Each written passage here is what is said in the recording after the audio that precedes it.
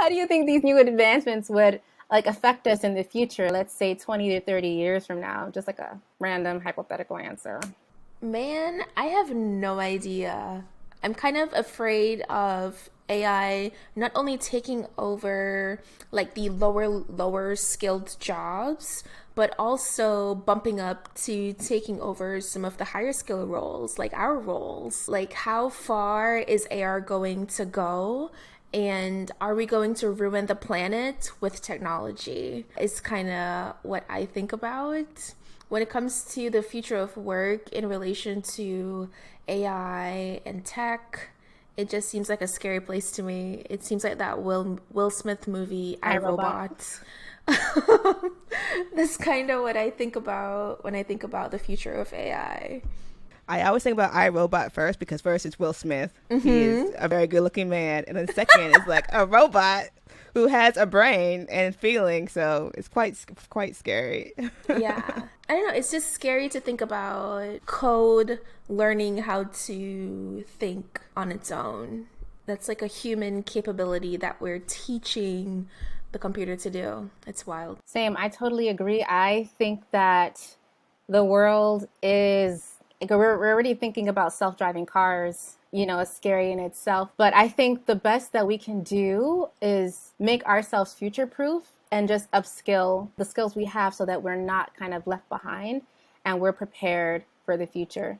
So I've done some research, and according to the World Economic Forum's Future Jobs Report, 50% of all employees will actually need reskilling by 2025 as the adoption of technology increases. So with this in mind, we really need to start thinking about the skills needed to succeed in this new labor market. So those kind of skills could look like entrepreneurship, it could look like problem solving, but more tech oriented, I'd say like learning AI, machine learning, learning blockchain. I feel like anyone who's scary or worried about the future, if you can position yourself to kind of be the ones building these robots, right? Building these new systems, the idea would be less scary because you're kind of on the other side of the spectrum and you're not like stuck in the unknown bubble, the unknown space. So I think that if we can position ourselves in a way where we are the ones configuring these systems, building these robots,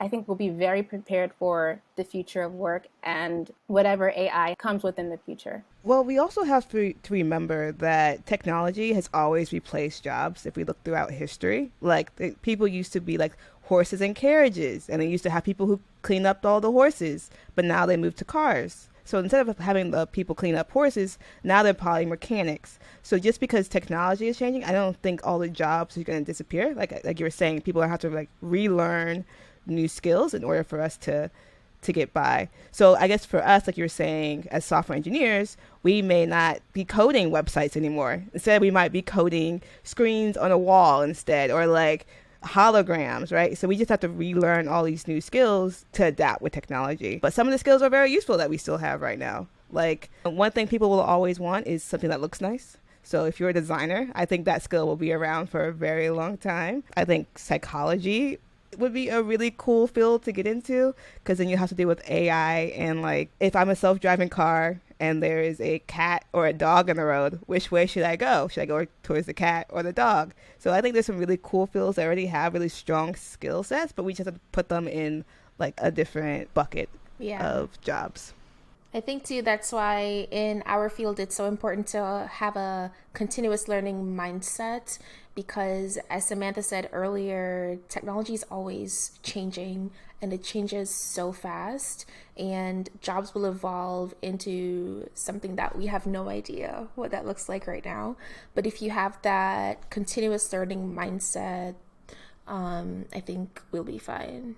What are some ways that y'all are gonna continuously learn right now? You know, courses, just buy the courses and don't take them, you know. Oh yeah, lots of Udemy courses have been bought and Yeah, they've not been having taken. this crazy sale where everything's like $9.95 or something like that.